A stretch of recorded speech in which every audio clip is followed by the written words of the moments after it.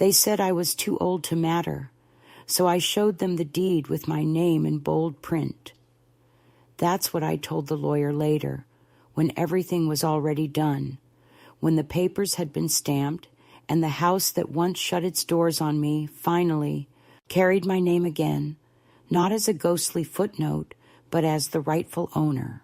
But the first time those words formed in my mind, I was sitting at a marble countertop that smelled faintly of lemon cleaner and money, watching my son Daniel scroll through his phone while his wife, Carla, blended a smoothie the color of envy. They were talking about a neighborhood event, something for the homeowners association, all soft laughter and shared glances.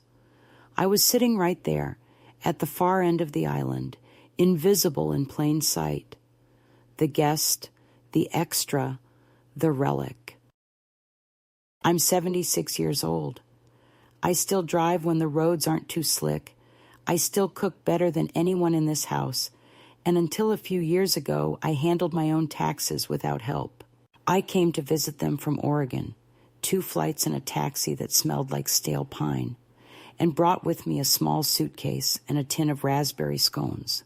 I thought it would be a short stay, a week or 2 to see my new granddaughter and maybe lend a hand, the way mothers do when their children are drowning in their own success. Daniel had called me, his voice careful, measured, almost tender. "Mom, we'd love for you to see the baby," he'd said. He didn't say, "We need you." He didn't say, "I miss you." He said, "It would look good if you were here for the christening." I chose to ignore the phrasing. At my age, you learn to make peace with partial invitations. The house was enormous, modern, white, soulless, with a front door that opened too slowly, as if even the hinges had to think twice before letting someone like me in. When I arrived, Carla greeted me with that kind of smile that starts and ends at the teeth. "Marianne," she said, "not Mom, never Mom. We weren't sure which flight you were on." She didn't hug me, didn't even take my bag. Daniel appeared behind her, freshly shaved, eyes flicking between us like a man balancing a fragile truce. He reached for my coat, but not for me. "Come in," he said. "Carla just had the floors polished." I removed my shoes slowly, bending one knee at a time, feeling the ache in my joints, the silent cost of years spent standing in kitchens and hospital hallways. I worked as a nurse for 40 years. I changed sheets, stitched wounds, comforted the dying, and somehow still raised a son who now looked at me as though kindness were an obligation he couldn't afford. The hallway was lined with photographs. Carla's parents in Rome, Carla's sister on a yacht, Carla's children from her first marriage posing in matching sweaters. There wasn't a single picture of Daniel as a boy, none of the dozens I'd framed back home. Daniel with a missing front tooth, Daniel covered in mud at summer camp, Daniel with his first bicycle, grinning like life had no sharp edges yet. They led me to what they called the guest room. It was smaller than my old laundry room, painted a color called winter linen, which is to say it was white pretending to be warm. On the nightstand sat a small card with the Wi-Fi password written in gold ink, Thornhouse 1. Their last name wasn't Thorn. It was Cross. My name, the one Daniel used to carry before marriage, became a transaction of identity. I remember thinking how ironic it was that I'd paid the down payment on this house, $250,000 from my retirement savings, and yet was now being assigned a password just to belong inside it. I unpacked quietly. 2 dresses, a pair of slacks, a sweater Derek, my late husband, had loved on me, and a folder. A plain beige folder, thick and slightly bent at the corners. Inside, the deed to this house. My name right there in black ink, next to Daniel's. When he bought it, the bank wouldn't approve him a loan. "It's just paperwork, Mom," he'd said. "You'll never be liable for anything." I just need your equity to push it through. Think of it as helping your future granddaughter have a home. I'd signed without hesitation. Mothers don't read the fine print when love is the currency. They trust that gratitude will serve as interest. But sitting on that sterile bed, I realized interest had expired long ago. That evening, they invited me to dinner with their neighbors. Carla wanted everything to look effortless. Charcuterie arranged like art, candles flickering in tall glass holders. I wore my navy dress, the one I'd saved for church, but when I stepped into the dining room, Carla looked almost pained. "Oh, that's lovely," she said, voice tight. "You didn't have anything lighter? Maybe something beige?" I smiled. "Beige doesn't suit me," I said. Daniel cleared his throat. "Mom," he murmured, "Carla's family has a certain aesthetic." I nodded as though I understood. "Yes, I can see that," I replied. "Everything here matches, right down to the people." During dinner, when one of the neighbors asked who I was, Carla spoke before Daniel could open his mouth. "Oh, Mary Ann, she's an old family friend," she said with a laugh that sounded rehearsed. My fork paused midair, but I didn't correct her. I watched Daniel's face instead, saw the brief flicker of discomfort, the shame of association. He sipped his wine. I tasted bile. The neighbor smiled, clearly reassured. "How nice," she said. "It's wonderful that your friends can visit." Friends, not mother, not the woman who'd sold her bond portfolio so this perfect house could exist. When the guests left and the kitchen hummed with the quiet of expensive appliances, I stayed behind to help clean up. Carla protested at first. "Oh, don't worry about that. We've got a service coming tomorrow." But I insisted. I needed something to do with my hands, something that didn't involve holding back tears. As I rinsed the glasses, Daniel came up behind me, voice low. "Don't be upset, Mom. It's just easier this way. People here are particular." "About mothers?" I asked, not turning around. "About image," he said. "You wouldn't understand." He was wrong. I understood perfectly. Later that night, alone in my room, I sat on the bed and opened the folder again. The paper crackled softly, like something alive. My name, his name, co-owners, equal stake. I ran my finger over the printed letters as if tracing proof of my existence. They said I was too old to matter, but the ink didn't lie. I remembered the day I signed, how proud he'd been, how he'd promised to refinance in a year, how I'd believed that our names together meant family, meant permanence. I'd believed in the illusion of gratitude. I'd believed that motherhood was a shield, not a target. In the morning, the sun poured through the blinds in narrow stripes, slicing the room into pale fragments. From downstairs, I heard the baby crying and Carla's clipped voice saying, "She's overtired, Daniel. Just leave her." I stood by the window, looking out at the manicured lawn, the rows of identical houses. It was a neighborhood built on performance, where smiles were transactions and conversations had receipts. I saw a man watering his flowers across the street, and Daniel's words echoed suddenly, the ones that had started it all. "Don't tell the neighbors you're my mother," he'd whispered the day I arrived, quick, like a confession. I hadn't reacted then. I just nodded, thinking it was nerves or embarrassment. But now, watching that perfect stranger wave at my son from across the driveway while I remained hidden behind glass, I understood that I wasn't a guest here. I was a liability.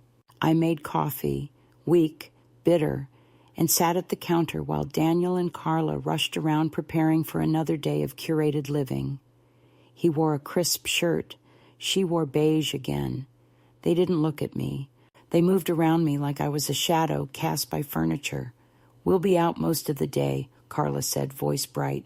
Farmer's market, baby class, you know how it is. There's soup in the fridge if you get hungry. Daniel added, just don't wander too far. People here aren't used to strangers walking around. I almost laughed. Of course, I said. Wouldn't want to alarm the neighbors. When the door closed behind them, the silence was enormous. I stood in the middle of their immaculate kitchen and felt something shift inside me. Not anger, not yet, but the faint stirring of clarity.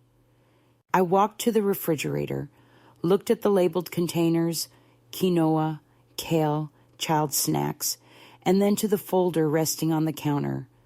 My hand hovered above it. I could almost hear Derek's voice in my head, steady and amused. Don't let them rewrite you, sweetheart. You built this life. Don't let them rent it from your memory. I slipped the deed into my handbag. Then I stood taller, smoothed the wrinkles of my dress, and set it quietly to the empty room, just to taste the truth of it. Too old to matter. My voice sounded strange at first, but it grew steadier with each word. We'll see about that. Outside, the morning air was cool and sharp, smelling faintly of lilac and fresh paint. I walked down the driveway and toward the main street, the folder pressing against my hip like a quiet heartbeat. Somewhere down the block, I knew there was a notary, a legal office, a woman behind a desk who wouldn't call me mom or aunt, who would look at my ID and say my name aloud, confirming it still existed in ink and law. That thought alone steadied me. For the first time in years, I didn't feel like an extra in someone else's story. I felt like the author picking up her pen again. That was the morning I decided to stop asking for space in a house I had already paid for. The morning I remembered that documents outlive denial. The morning the sentence that would later echo through a courtroom began to form quietly in my mind. They said I was too old to matter, so I showed them the documents that said otherwise. The moment of betrayal didn't arrive as thunder. It came quietly, like a door closing a little too softly to be noticed at first. It was 2 days after I'd arrived, a Tuesday that began with the same distant politeness and the same thin coffee. Carla was leaving for a work meeting. Daniel was home, working remotely, which meant he sat in his office pretending to be indispensable to people who probably thought of him as replaceable. I had spent the morning folding laundry that wasn't mine and dusting surfaces that didn't need dusting, the way women of my generation do when we're trying to make ourselves less visible by being useful. Around noon, I decided to walk to the post office. The sun was out, the sidewalks clean, and I wanted to breathe air that hadn't been filtered through an air purifier. I told Daniel, who barely looked up from his laptop. "Fine, Mom," he said, distracted. "Just don't get lost. It's not really a walking neighborhood." That sentence stung more than he knew. Not a walking neighborhood, as if movement itself had become suspicious. I took my purse and left without replying.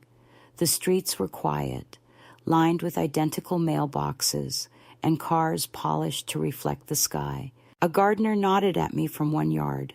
From another, a woman in yoga pants stared a little too long, as if wondering what appointment I'd missed to be walking here at all. I reached the corner and turned toward the small shopping strip I'd seen from the car window when they drove me from the airport. It wasn't far, 3 blocks maybe, but for the first time in a while, I felt the peculiar thrill of being unaccounted for. The post office was small, with a flag out front and a clerk who looked like she'd been there since the 70s. I bought a sheet of bird stamps and, almost without thinking, asked if there was a notary nearby. "Next door," she said. "Tiny office with the blue awning. She's usually in after lunch." I thanked her and stepped outside, the folder in my bag suddenly heavier. I hadn't planned anything, Truly, I hadn't. But as I stood on the sidewalk, looking at that blue awning, I realized planning was what had killed me all along. Planning how to please, how to help, how to be tolerated. I wanted, just once, to act.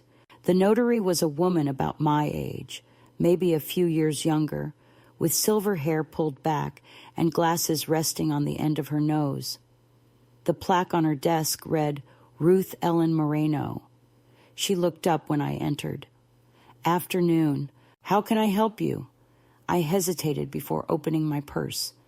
I need a copy verified, I said. Property deed. Her eyebrows lifted just slightly. Yours? Half, I answered.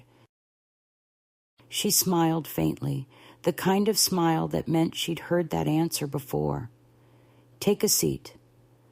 While she examined the document, I looked around the room, file cabinets, framed diplomas, a small plant struggling for sunlight. It wasn't glamorous, but it was solid, rooted in reality.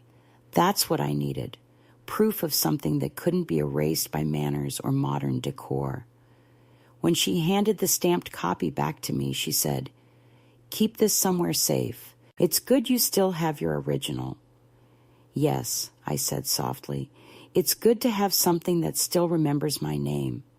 When I returned, the house was full of laughter. Carla had come back early and was hosting an impromptu lunch for her friends, women who spoke in high, careful tones about wellness retreats and property values. Daniel was pouring wine, looking like the kind of man who belonged in glossy magazines. Tailored shirt, perfect smile, no trace of the boy who used to run barefoot through mud.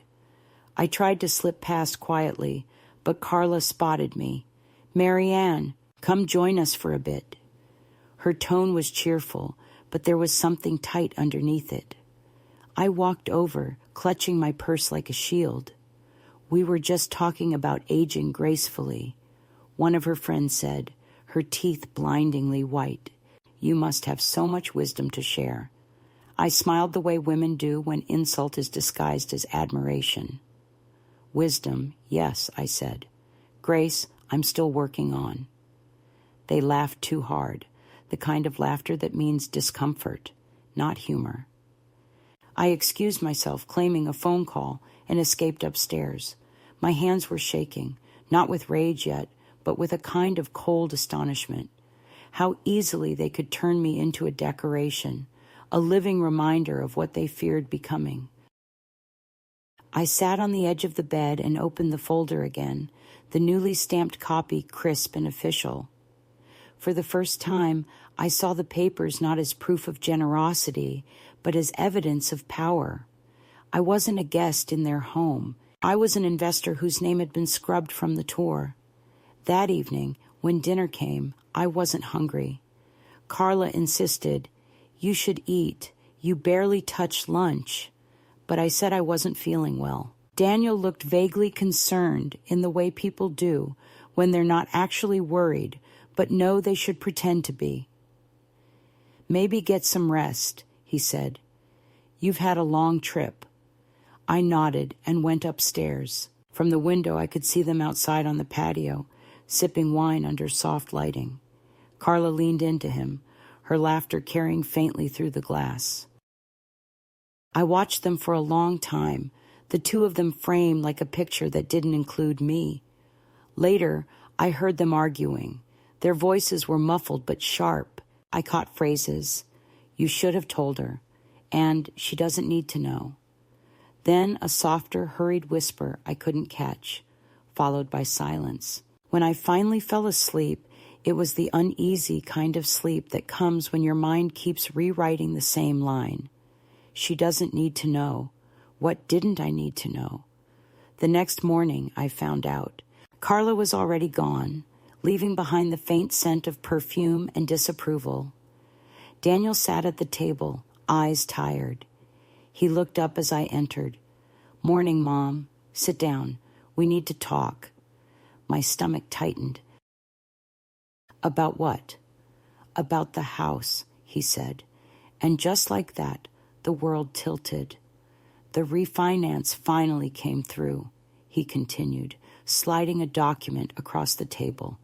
We're updating the records. It's just a formality.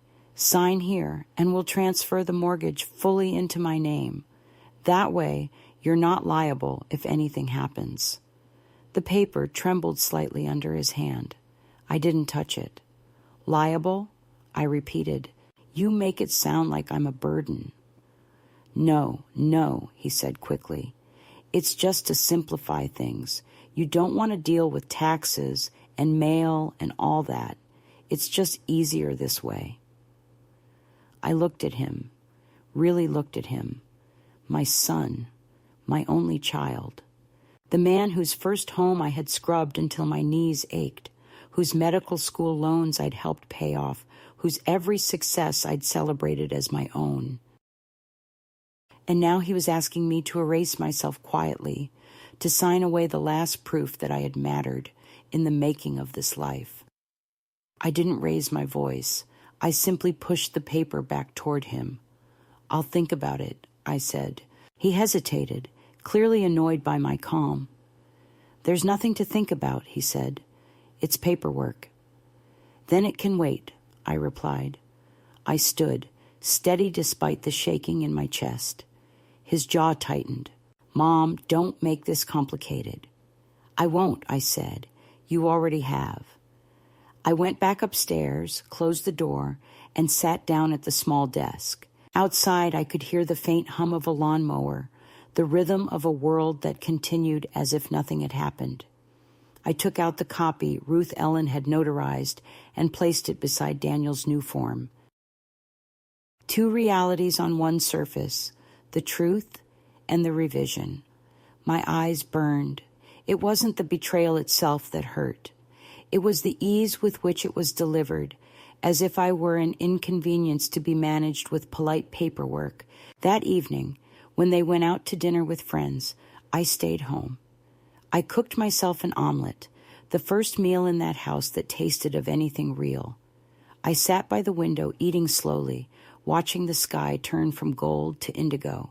For a long time, I thought about silence, how women like me are taught that silence is grace, that compliance is love, but grace without truth is just a prettier kind of erasure.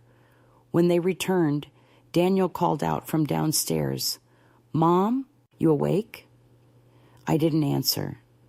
I heard the click of his shoes on the tile, the low murmur of Carla saying, "She'll sign, just give it time."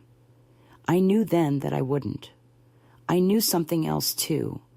They thought I'd fold like paper. They thought age had dulled the part of me that remembers the sound of injustice, the smell of deceit, the exact moment when love turns into condescension. They were wrong. I sat at the desk until midnight, writing names, dates, details, everything I could remember about the purchase. I wasn't planning revenge. I was recording truth, the way a nurse records symptoms before the disease spreads too far to treat. Around 1 a.m, I finally closed the folder, pressed my palm against it, and whispered to no one, "You're not going to write me out." That was the night everything shifted, not with shouting or spectacle, but with the quiet click of a mental lock opening. The next morning, when Daniel smiled at me too broadly and Carla handed me a schedule of activities to keep me busy, I smiled back. They saw compliance. I felt something different, a kind of awakening that hummed under my skin. They thought they were guiding me toward surrender. In truth, they'd just handed me the evidence I needed. It's funny how betrayal sharpens the senses. Every sound, every glance, every word becomes part of a pattern. By the end of that week, I could see the pattern clearly. The small lies, the gentle corrections, the invisible lines I wasn't supposed to cross, and beneath it all the same message repeated in different tones, "You don't matter anymore." But they were wrong. I mattered enough to be erased. That realization was the seed of everything that came next. The next time I looked at the deed, I didn't see paper. I saw a weapon forged from truth. The following week unfolded with the kind of slow cruelty that never makes headlines because it hides beneath civility. Nothing explosive happened, not really, but the air inside that house began to change texture, thickening around me like fog that knew my name. Each day arrived dressed as politeness, but underneath it was the same message repeated in subtler tones. Know your place, stay small, vanish neatly. After I refused to sign Daniel's new papers, a new rhythm began, a rhythm of distance disguised as order.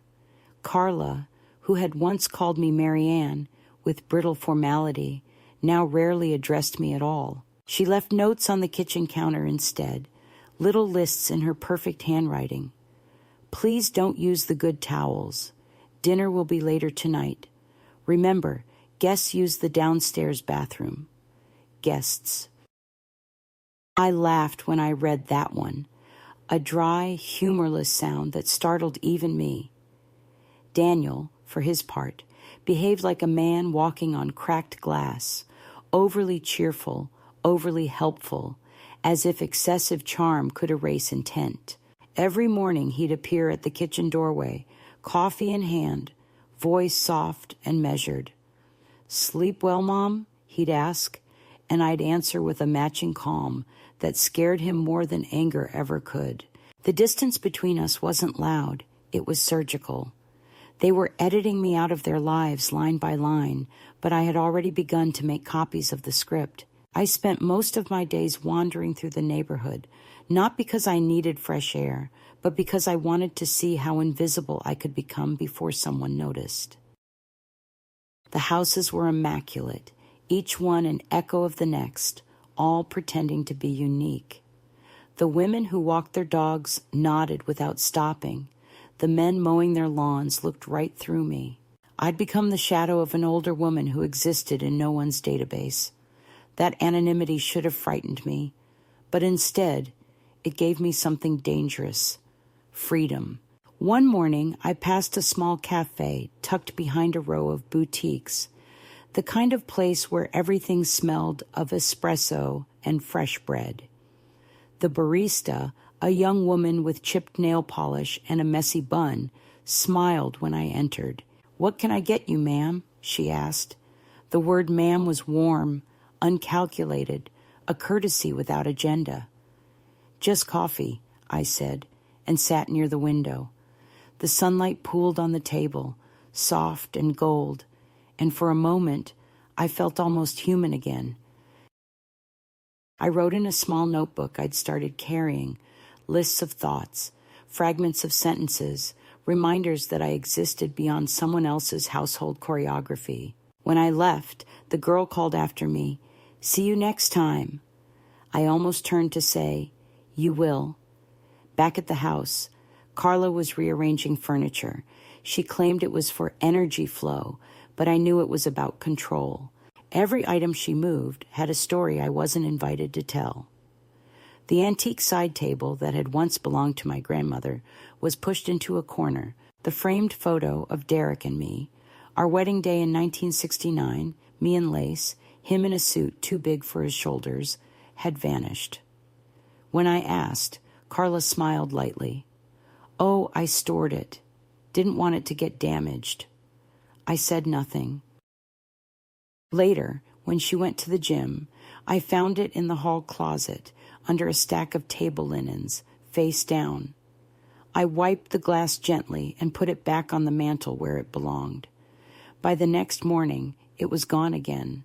Daniel noticed none of this, or perhaps he noticed everything, and preferred pretending blindness. He came home late most nights, murmuring about deadlines, clients, market shifts. I wondered if he even saw the woman sitting at his table anymore. Once I asked him about the refinance papers, casually, almost kindly. He froze for a second, then smiled that same nervous smile he used to give me as a boy when he'd broken something he didn't want me to notice. "It's handled, Mom," he said. "Don't worry." The way he said it made clear that my worry no longer counted as a valid emotion in this house, so I began my small rebellion. It wasn't dramatic, it was deliberate. I cooked real meals instead of the kale and quinoa nonsense they preferred. I left the window in the guest room open, letting in air that smelled of rain instead of disinfectant. I moved the side table back again, not because it mattered to them, but because it mattered to me. Control is a strange thing. It doesn't always require dominance. Sometimes it just requires persistence. One afternoon, I received a call from an unknown number. The voice was rough, older, female. "Is this Mrs. Cross?" "It is," I said cautiously. "This is the property office," she continued. "We received a request for title transfer authorization. Wanted to confirm your approval before proceeding." My pulse slowed, then steadied. "I haven't made any such request," I said. A pause. "Then I'll mark it as unapproved," she said. "Thank you for confirming." I thanked her back, voice steady, though my hand trembled. After I hung up, I stood in the silent kitchen for a long time, watching dust motes turn in the afternoon light. They hadn't even waited. They were already trying to erase me from paper, the same way they had erased me from conversation. That night when Daniel came home, I asked him directly, "Did you contact the property office?" He blinked, feigning confusion. "What? No, of course not. Why?" "Because they called," I said, holding his gaze. He hesitated just long enough to confirm everything. "Oh, that must have been a clerical mix-up," he said finally. "I'll check on it." He tried to smile, but it wavered. "You don't need to check," I said. "I already did." The silence that followed was the first honest thing between us in months. After that, the tone of the house shifted again. No longer polite, no longer merely distant, but brittle. Carla avoided me entirely, moving through rooms like a ghost who resented the living. Daniel grew short-tempered, snapping at small things. The tension hummed like static under the ceilings. I began to pack small things quietly. My letters from Derek, my jewelry, the folder with the deed and the notarized copy. I didn't know yet where I'd go, only that I couldn't stay. One evening, I overheard them in the living room, Carla's voice sharp and fast. "She's not going to leave quietly. I told you this would happen." Daniel replied, "Just give it time. She's 76, for God's sake. She can't keep this up." "Don't underestimate old people," Carla said bitterly. "They've had decades to learn how to outweight everyone." I smiled in the dark of the hallway, unseen. She wasn't wrong. The next morning I woke early, before anyone else, and stood by the window as the sky shifted from slate to gold. I thought about Derek, about all the mornings he used to wake before dawn just to sit with his coffee and listen to the quiet. He used to say that the hardest part of growing old wasn't losing strength, but losing witnesses. "People forget you were ever young," he'd said. "You become a story told in past tense." As I stood there, I realized that maybe the only way to survive being erased was to become my own witness again. So I started documenting everything. Dates, conversations, the times Carla moved my belongings, the times Daniel asked about the deed. I didn't know yet what I'd do with it all, but writing it down gave the chaos a shape. I even printed the property documents again, this time keeping one copy hidden in the lining of my suitcase and another mailed to a post office box I'd rented under my maiden name.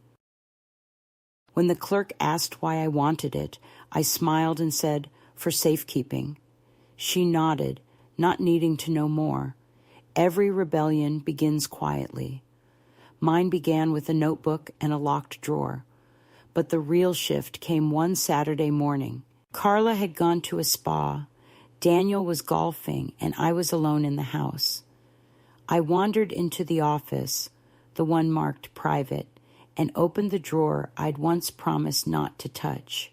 Inside were folders, receipts, statements, some for household expenses, some for things I didn't recognize. I found one labeled Refinance Pending. It contained emails, printed and highlighted, with a broker's name I'd never heard before. The date on the most recent message was just 2 days old. Awaiting client's mother's signature, it said. Please confirm timeline. I took out my phone and photographed every page. My hands didn't shake. They were steady, methodical, like when I used to dress wounds. By the time I heard Daniel's car pull into the driveway, everything was back in place. He came inside whistling, calling for me as if nothing in the world were wrong. Mom, you around? I met him at the kitchen doorway, smiled, and said, You should check your office. I think someone's been in your files. His face drained of color. What? Why would you say that? Just a feeling, I said lightly. You should always know who's writing your story. Then I walked past him and out onto the patio, where the air felt newly clean. That night I didn't sleep at all. I sat by the window with the folder on my lap, looking out at the dark lawn and the faint reflections of other people's lives in the glass. For years, I had believed that patience was virtue. Now I understood that patience could also be surrender disguised as grace. I had been quiet long enough. They thought old age meant softness, but they'd mistaken stillness for weakness. The truth is, the longer you live, the more dangerous your silence becomes, because one day you decide to break it, and by then you know exactly where to aim. The first true shift began not with confrontation, but with a quiet act of choice, the kind that seems insignificant until it rearranges everything that follows. It was a gray Wednesday morning, the air outside damp and metallic, the sky swollen with unfallen rain. Carla had gone to her Pilates class, Daniel was at work, and the house, for once, felt like neutral ground. I stood in the kitchen, staring at the marble counter, the white bowl of decorative fruit that was never eaten, the spotless glass cabinets that reflected nothing human. I had grown tired of this cleanliness that erased all trace of life. Something inside me whispered, leave the surface, touch the root. So I opened a drawer, found a pen, and began writing a letter, to no one in particular, perhaps to myself. I wrote that I had decided to stop waiting for permission to exist. I wrote that silence was a habit, not a virtue. I wrote that the day I stopped apologizing for breathing would be the day I started living again. Then I folded the paper, slipped it into my purse, and stepped outside.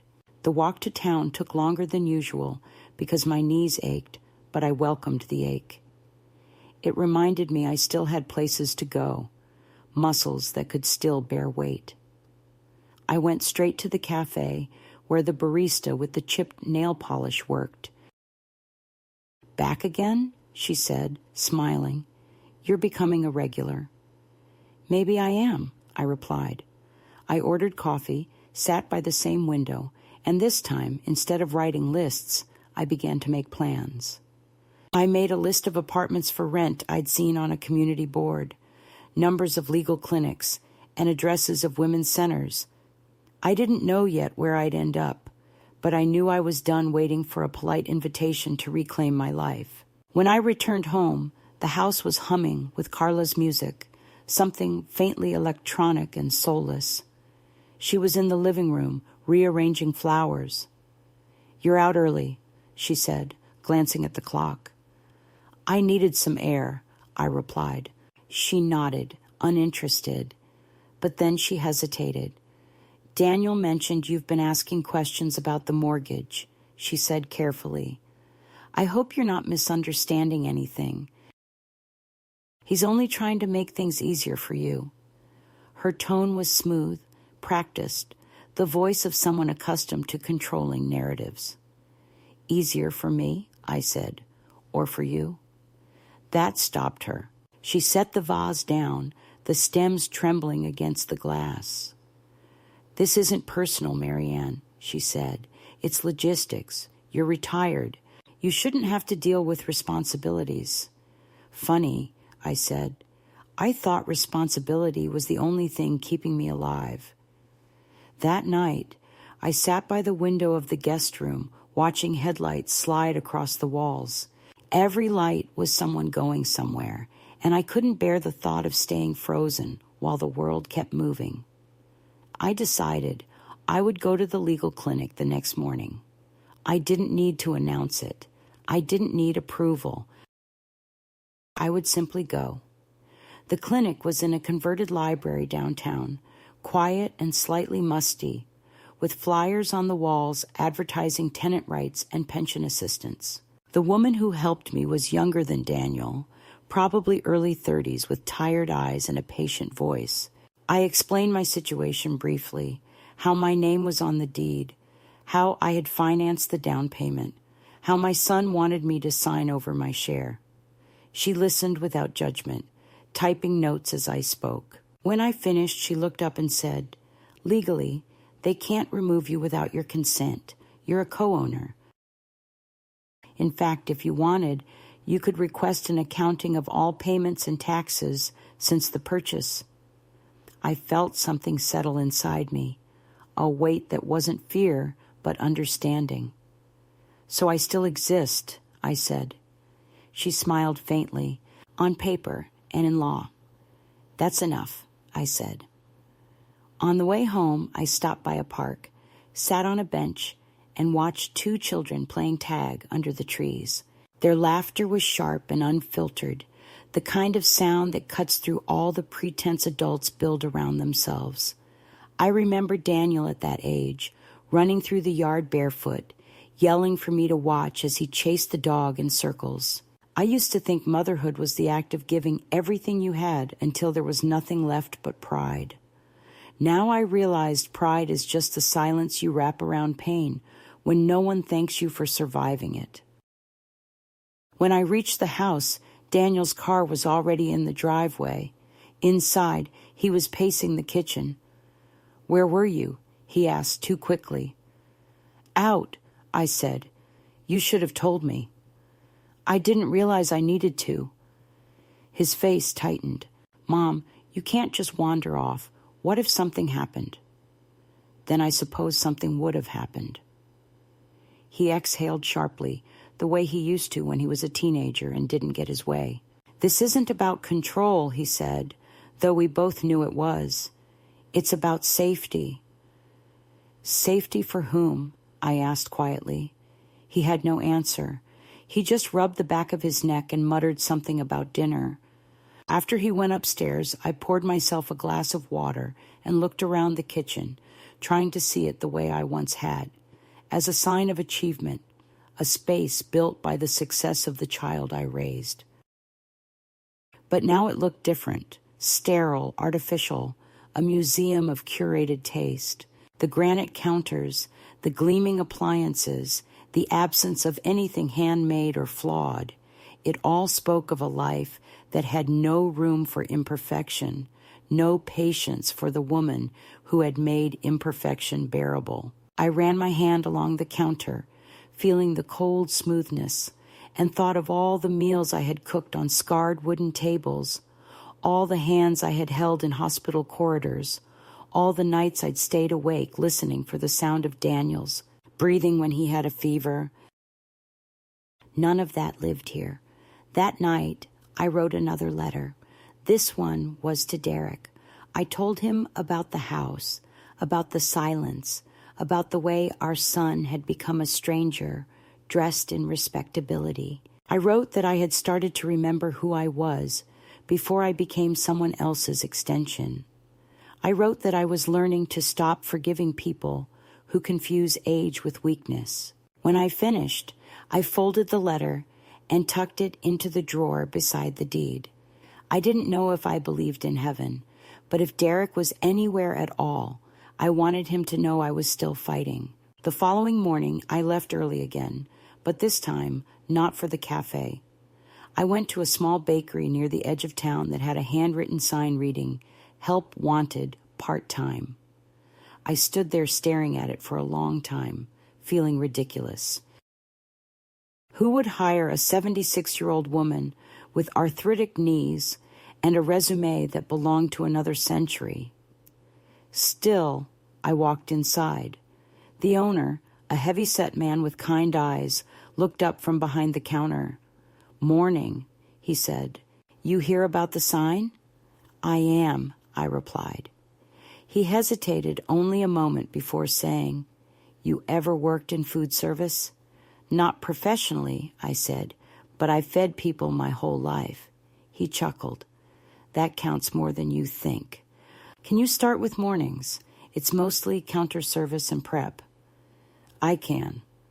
"Great," he said. "Come by tomorrow at 6. I walked out of that bakery with my heart beating fast, not from exertion, but from the shock of being wanted for something again. For decades I had given my labor freely, my care automatically, my worth conditionally. Now someone was willing to trade hours of my life for money, for dignity. It was a small beginning, but it was mine. When I returned home, Carla was on the phone, her voice low and urgent. She didn't hear me come in. "She's getting unpredictable," she said. "Daniel, I'm serious. We need to figure something out before she does something drastic." I stood in the hallway, perfectly still, the grocery bag heavy in my hand. She wasn't talking about a sick relative or a troubled neighbor. She was talking about me. Something inside me went still, like the eye of a storm. When she turned and saw me, she smiled that reflexive, empty smile. "You startled me," she said. "Who are you talking to?" I asked. "Just Daniel, nothing important." I nodded. "Good," I said, "because nothing's more dangerous than people who think they know what's best for someone else." That evening, I ironed my blouse for the next day's shift, the one I had chosen deliberately, white with small blue flowers, the kind I used to wear to the clinic years ago.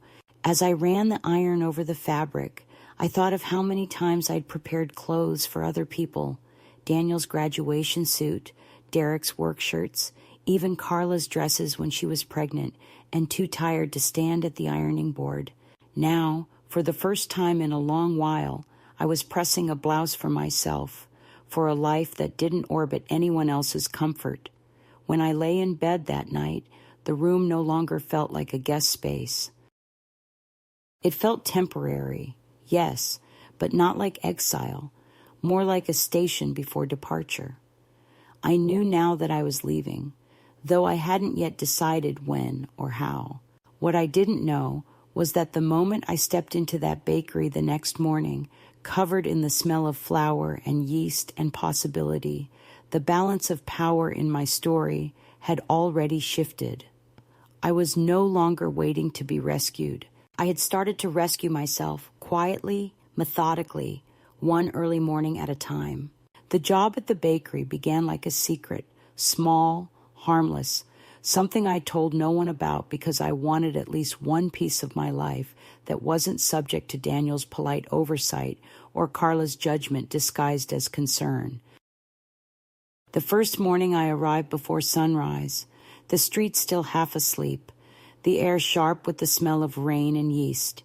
Inside, the warmth hit me immediately, thick and sweet, like something you could breathe instead of eat. The owner, whose name was Raymond, but who everyone called Ray, handed me an apron that still smelled faintly of flour and coffee. "You ever needed dough?" he asked. I told him I had needed lives, which he took as a yes. He laughed, a sound that felt like permission. By 7 a.m., my hands were dusted white. My back ached in that familiar, honest way I hadn't felt in years, and for the first time in a long while, I didn't feel invisible. When Ray paid me at the end of the first week, just a few folded bills in a paper envelope, I held them in my palm longer than necessary. They weren't much, but they were proof. Proof that I still had the ability to make, to give, to earn. Back at the house, I kept my new life quiet. Each morning, I left before anyone else woke, telling Carla I was walking for exercise. She seemed relieved by my absence.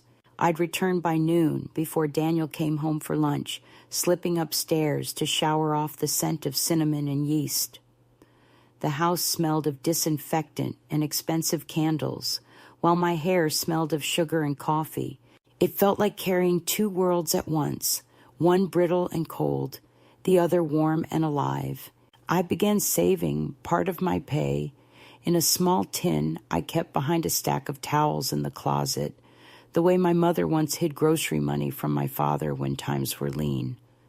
Old habits of survival never vanish. They just wait quietly for their next use. But secrets, no matter how gentle, leave traces.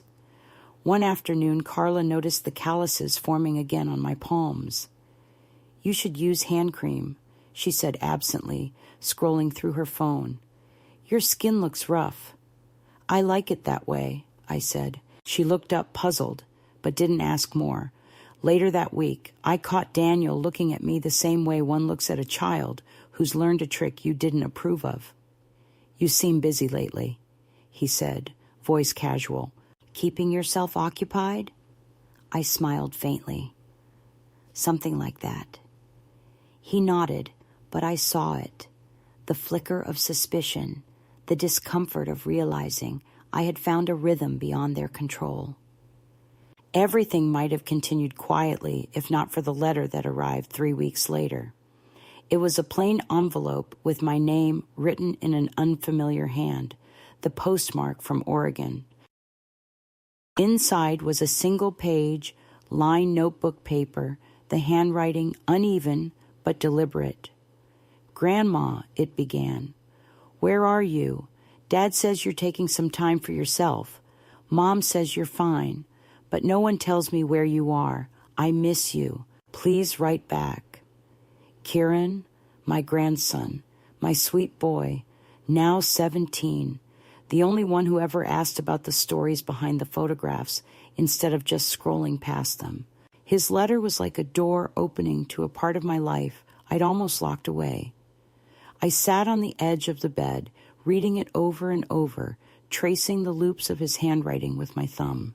The ache that rose in my chest wasn't just sadness, it was recognition. Someone still saw me. Someone still wanted me, not for what I provided, but for who I had been.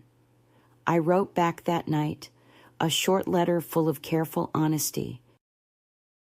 I told him I was safe, that I was learning to take care of myself again, that sometimes distance is the only way to remember who you are. I told him not to worry. Then I tore the letter in half. I wasn't ready to send it. The truth is, I was still afraid.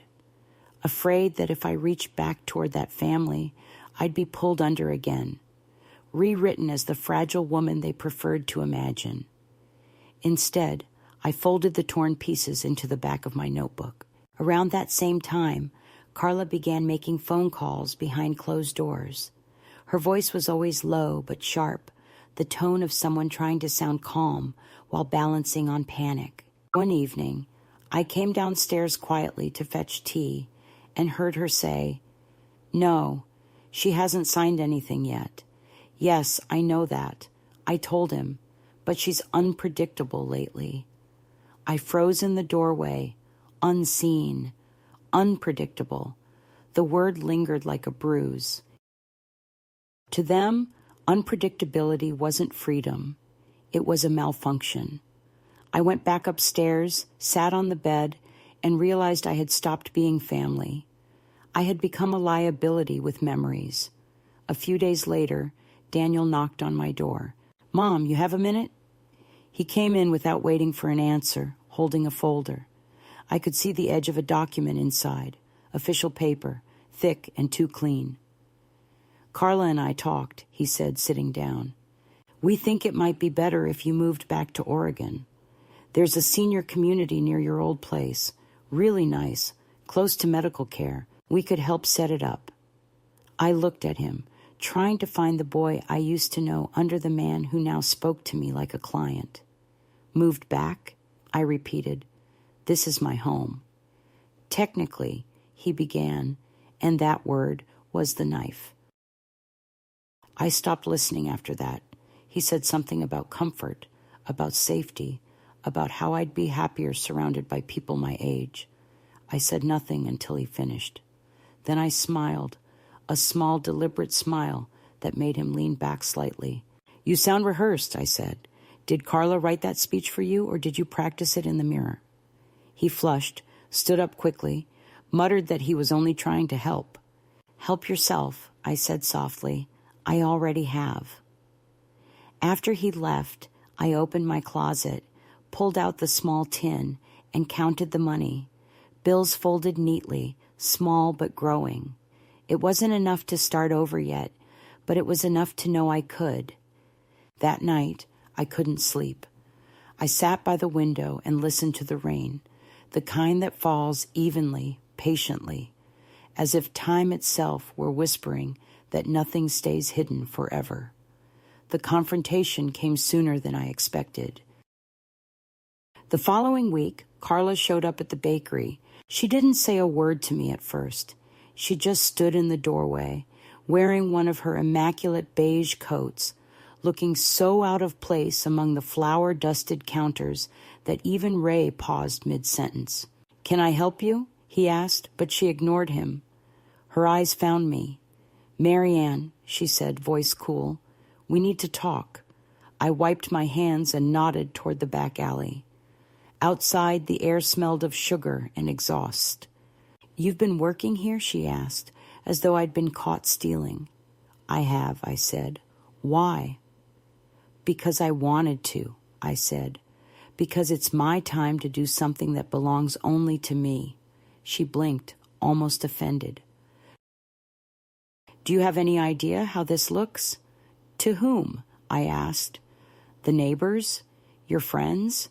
The people who think having a job is something to be embarrassed about at my age? That's not what I meant, she said, though we both knew it was. I could see her trying to calculate what story she'd tell Daniel later. He doesn't need to know where I am, I said. He doesn't need to know anything about me anymore. For the first time since I'd met her, Carla had no reply. She stood there, mouth slightly open, and then turned and walked away. I went back inside and kept kneading dough until my wrists hurt. The flour stuck to my skin, warm and defiant, like proof that I still had substance. When I got home that evening, Daniel was waiting. Carla told me, he said. His tone was flat, his face unreadable. Told you what? That you've been working. Yes, I said. I thought you'd be proud. Proud, he repeated, as though the word didn't fit. You don't need to do that. I can support you. You already don't, I said. He exhaled, the sound halfway between irritation and disbelief. This isn't about money, he said. It's about appearances. What do you think people will say when they see my mother behind a counter serving pastries? I hope they say the coffee's good, I said. His face darkened. You're doing this to spite me. No, I said calmly. I'm doing this to remember myself. He left the room then, and for the first time, I didn't feel the need to follow. The next day, I arrived at work early. Ray handed me a small envelope, my second paycheck. You've got good timing, he said. We're expanding the morning shift. Want more hours? I said yes without hesitation. After he left, I opened the envelope. The bills smelled faintly of sugar and paper. I folded them carefully and placed them in my wallet, next to a small photograph of Kieran as a child, his face lit by sunlight, his hand gripping mine. It was strange the way happiness could fit in something so thin. 2 weeks later, another letter arrived, this time postmarked from Connecticut, but not from Kieran. It was from Daniel. The envelope was thick, the handwriting careful, the tone unmistakably rehearsed. He wrote that he was disappointed, that I'd made things unnecessarily difficult, that Carla was worried sick. He ended with a line that made me laugh out loud. "We only want what's best for you." I folded the letter neatly and placed it in the drawer beside the deed. Then I took out my notebook and wrote, "People who want what's best for you rarely mean you. They mean themselves, polished through your compliance." A few days after that, I began to notice a car parked near the bakery most mornings, a silver sedan that looked too clean for that part of town. Sometimes I'd see it again near the grocery store or across from the park. I knew paranoia could come easy with age, but I trusted my instincts. One afternoon, when the driver stepped out, a man in a suit, pretending to check his phone, I walked straight toward him. "Lost?" I asked. He looked startled. "No, ma'am, just waiting for someone." "You've been waiting for someone 3 days in a row," I said. He hesitated, then smiled awkwardly. "Your son's just worried."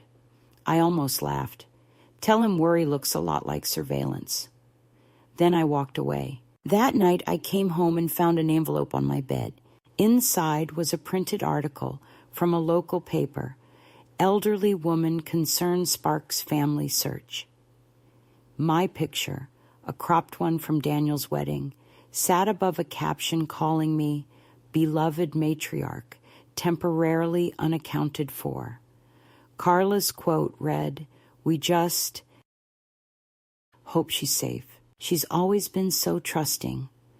I felt something twist inside me, a mixture of fury and grim amusement. They had made me into a ghost while I was still breathing.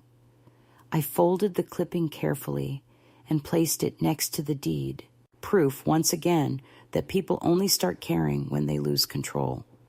The next morning, I arrived at the bakery before dawn. I kneaded the dough harder than usual, pressing all the anger, the betrayal, the absurdity into each movement until the rhythm itself became cleansing. Ray noticed. "Rough night?" he asked. "No," I said, "just baking something that finally rises." Later, as the first customers trickled in, I looked out the window and saw the sky turn from gray to pink, the city slowly waking. For the first time, I felt no fear, no guilt, only a strange calm. They could print all the articles they wanted, send all the lawyers they pleased. But I had learned something they never would, that once you stop needing to be seen by those who erased you, you become untouchable. I wiped the counter clean, poured myself a cup of coffee, and whispered quietly to the empty shop. "You can't rescue someone who has already saved herself." The words tasted like truth, bitter and strong. When I stepped outside after my shift, the air was cold and clear. I pulled my coat tighter, reached into my pocket, and felt the edge of the folded deed pressing against my palm. It didn't feel like paper anymore. It felt like spine. It happened on a Thursday, the kind of day that begins without warning, ordinary in its silence, until something inside you refuses to stay dormant any longer. I woke before dawn, as always, but that morning there was no peace in the ritual of waking. I lay there, listening to the low hum of the refrigerator through the wall, the faint creak of the house settling, the artificial stillness of a home that had become nothing but a stage set built on borrowed affection. For months I had played my role, quiet, polite, manageable, but now every breath in that place tasted like formaldehyde, like preservation without life. I got dressed slowly, choosing my navy dress, the one Carla had once called too serious, and pinned my mother's brooch to the collar. It wasn't sentiment that made me wear it. It was memory turned into armor. By 8 o'clock, the sun was pushing through the curtains, too bright for such a brittle morning. I stood at the kitchen counter, drinking coffee that had gone cold, watching the condensation on the window slide in narrow trails. The house was empty. Daniel and Carla had left early to meet the lawyer they'd been consulting. Something about finalizing adjustments, a phrase I had overheard 2 nights earlier. They thought I didn't hear them whispering, but my hearing, unlike their conscience, was still intact. That morning, I decided that whatever they were finalizing would not be mine to lose. I went upstairs and retrieved the folder from the closet, the one that held the original deed, the notarized copy, and the printed emails I had photographed from Daniel's office. The folder had become my heartbeat, pulsing quietly in its hiding place for weeks. Now it felt heavy in my hands, as if all the years of silence had gained physical weight. I slipped it into my handbag, put on my coat, and left the house without locking the door. The cold air struck my face like baptism. The lawyer's office was in the same downtown building as the clinic I had once visited for advice. When I arrived, the receptionist asked my name. "Mary Ann Cross," I said, savoring the way it sounded out loud, uncorrected, unsoftened. She smiled mechanically and told me to wait. The minutes dragged like decades until a woman in a navy suit appeared at the door. "Mrs. Cross, come in." Her office smelled faintly of ink and leather, expensive and impersonal. She motioned for me to sit. "How can I help you today?" I placed the folder on her desk and opened it carefully, each document spread with the precision of a nurse preparing instruments. "I believe my son and his wife are attempting to transfer ownership of my property without consent," I said, my voice steady, almost detached. "I have proof of my co-ownership, as well as evidence of their communication with a broker." She looked at the papers, her expression shifting from polite interest to professional alertness. "Do you have copies of everything?" she asked. "Yes," I said, 2 copies, one with me, one in safe storage. She nodded slowly. "That's good. You've done your homework." She asked questions, dates, signatures, financial contributions, and I answered them all, not like a mother pleading for fairness, but like a woman reclaiming the territory of her own life. When she finished reading, she looked up. "You have a strong case. If you wish, we can file an injunction immediately to prevent any property transfer. It will force them to account for every legal and financial step they've taken." I nodded. "Do it," I said simply. She hesitated, perhaps expecting hesitation or sentiment. "Are you sure?" she asked. I met her eyes. "Completely." She gave a small smile. "All right then. Let's make sure your name stays where it belongs." As she began typing, the sound of the keyboard was almost musical, each click sealing something irreversible. I felt no triumph, no bitterness, just a deep, quiet relief. For years I had been erased gently, systematically, with smiles and careful phrasing. Now, with one legal motion, I had written myself back into existence. When the papers were ready, she turned the screen toward me. "Read carefully before signing." I read every word, each clause a small resurrection, and then I signed in my full name, Mary Ann Elise Cross, pressing the pen down until the ink darkened. When I handed the document back, she said, "We'll file this today. They'll be notified within 48 hours. I thanked her, stood up, and left without looking back. Outside, the city looked different, sharper, more real. I walked without hurry, each step deliberate. I stopped at the cafe and ordered coffee to go. The barista smiled. "You look like someone who's just done something brave," she said. "No," I replied softly. "Just something overdue." I walked home slowly, taking the long route through the park. The trees were bare, their branches reaching like hands that had forgotten what they once held. I thought of Derek then, not in sadness, but in clarity. He would have been proud. He had always believed that integrity didn't need to shout. It only needed to stand.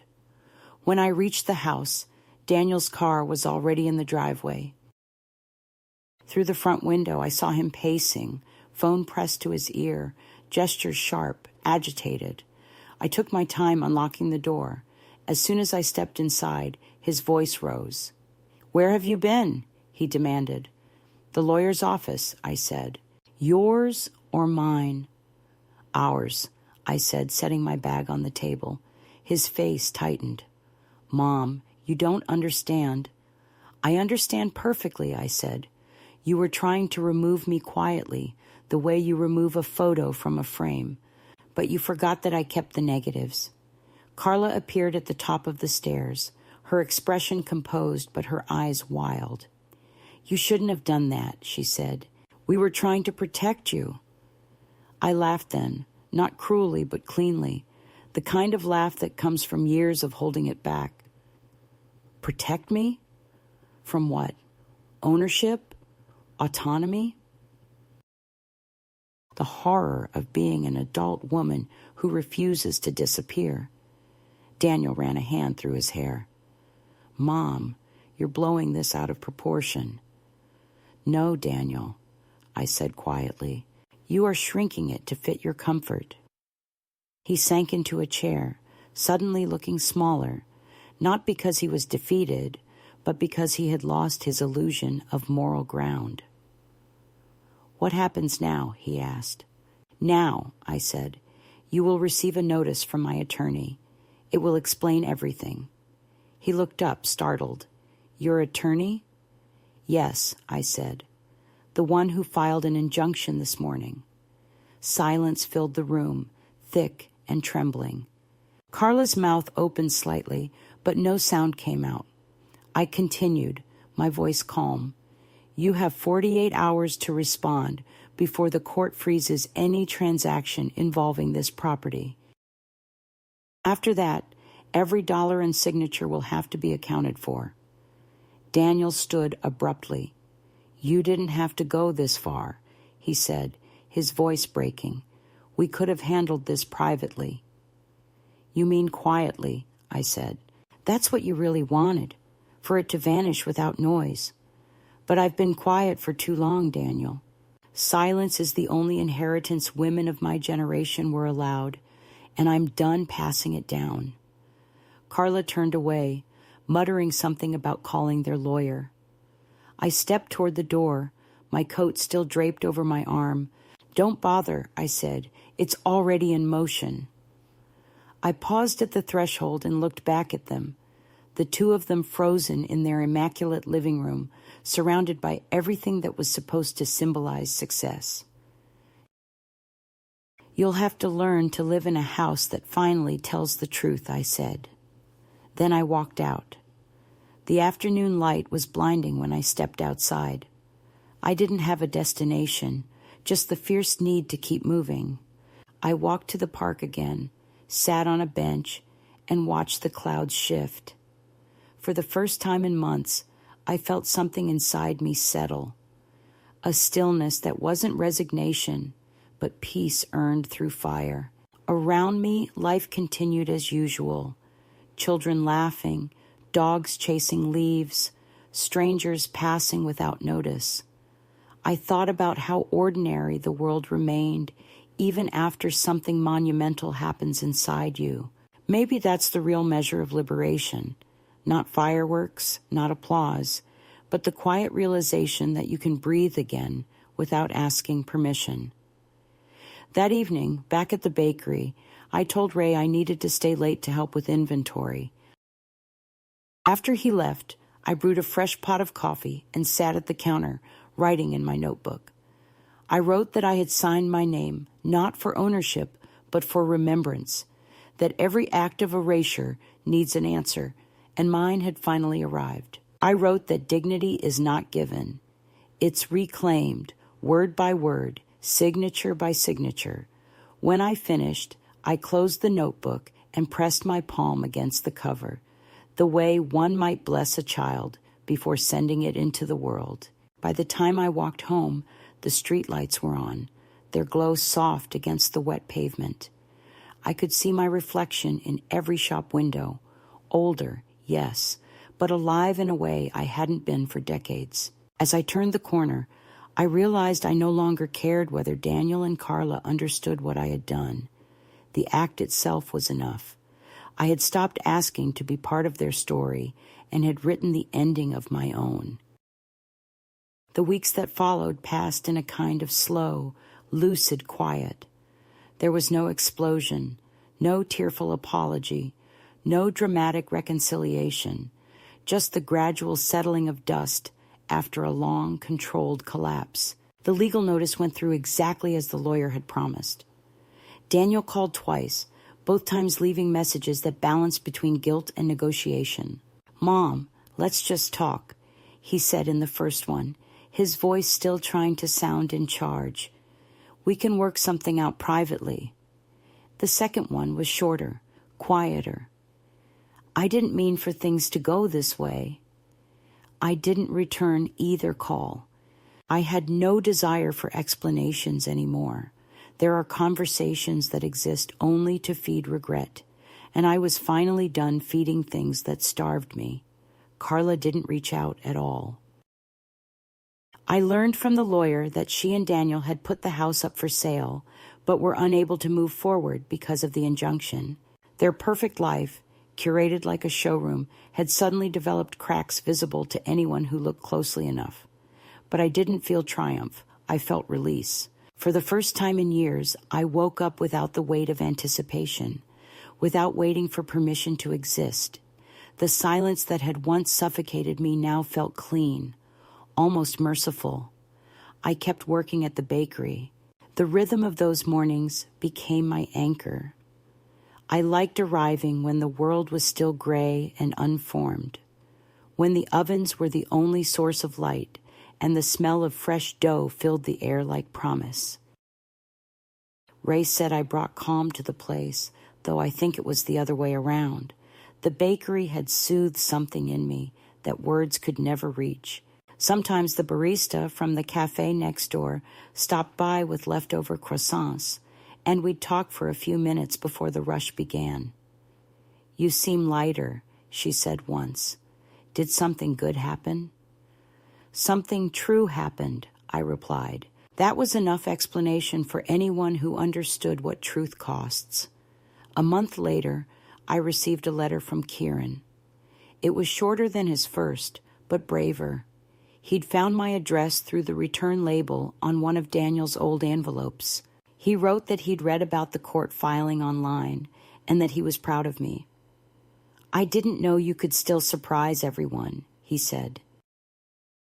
"I hope when I'm your age, I still have that kind of fire." I cried reading it, not because of the words themselves, but because they came from the only place where love still spoke without agenda. I wrote back this time, telling him I was fine, that strength wasn't something you discover all at once. It's something that grows quietly the moment you stop letting other people define what weakness means. I told him not to worry about me, that my days were full now, and that freedom, even at 76, feels exactly like youth when it finally arrives. I didn't keep the house. I didn't want it anymore. When the injunction settled and the lawyers proposed mediation, I told them I'd agree to sign my share over to Daniel, but on one condition. He would pay back the original amount I had invested, and the payment would go directly into a trust for Kieran's education. No loopholes, no installments, just clean restitution. When the papers were finalized, I walked out of the office feeling not victorious, but finished. It was the feeling of closing a door that had been half open for too many years. With the money I received, I rented a small apartment above the bookstore near the bakery. The space was modest but bright, with uneven floors and a balcony just wide enough for 2 chairs and a potted plant. I filled it with the few things that had survived my exile, the photo of Derek, my mother's brooch, the small table from my first home, and of course the folder with the deed, now empty except for my own notes. I didn't keep it as proof anymore. I kept it as a reminder of what silence costs when you let it grow unchecked. In the evenings after work, I'd sit on the balcony with a cup of tea and watch the city change color. The bookstore owner, a widowed man in his 60s, often joined me. We didn't talk much. Sometimes he read aloud from whatever novel he was unpacking that week. The words drifted through the air like soft music, and I found myself breathing easier, as if life had finally slowed to the right rhythm. Once he asked me what I had done before I started at the bakery. I told him I used to heal people, though not all of them wanted to be healed. He smiled, said, "You still do, you just changed the medicine." Some evenings, I walk past the old neighborhood. The house looks smaller now, less intimidating, like a painting I've already studied too long. I don't linger. I just nod to the lawn, to the walls that once held me captive in politeness, and keep walking. I've learned that closure isn't a single act, but a daily choice. The choice to keep your back turned toward what tried to undo you. I never saw Daniel and Carla again, though occasionally I imagine them somewhere else, rehearsing their next chapter. I wish them nothing, not even forgiveness. Forgiveness, I've learned, is not something you give to others. It's something you use to release your own throat from the grip of memory. Sometimes Kieran calls me on Sunday mornings. He tells me about his college plans, about a girl he likes, about how he's saving money from his part-time job. He always ends the call with, "Love you, Grandma." The first time he said it, I almost couldn't reply. Not because I didn't feel it, but because it had been so long since love came without a price tag. Now I say it back easily, each time steadier than the last. A few weeks ago, I took the folder, the one that had carried my fight, and replaced its contents with something new. Inside it now are recipes, some handwritten, some typed, all collected over years of feeding people who rarely said thank you. I plan to leave it for Kieran someday, a different kind of inheritance, not property, but nourishment, a record of what it means to keep creating even when the world insists you're finished. Sometimes I still wake in the middle of the night and think of the sentence that began everything. They said I was too old to matter. I used to hear it as an insult. Now I hear it as prophecy. Because age, I've come to realize, isn't the fading of worth. It's the accumulation of proof. Proof that you've endured, adapted, rebuilt. Proof that you can lose everything that was supposed to define you and still walk forward with your spine intact. On the last page of my notebook, I wrote a message I hope someone finds long after I'm gone. You don't need to be invited back into the world. You simply step outside and claim it. I folded the page neatly, placed it beneath the recipe folder, and went to bed with the window open, the night air cool against my face. The city below hummed softly, alive, indifferent, eternal. For the first time in my long life, I felt that indifference not as exclusion, but as freedom, the great leveling peace of belonging to no one but myself.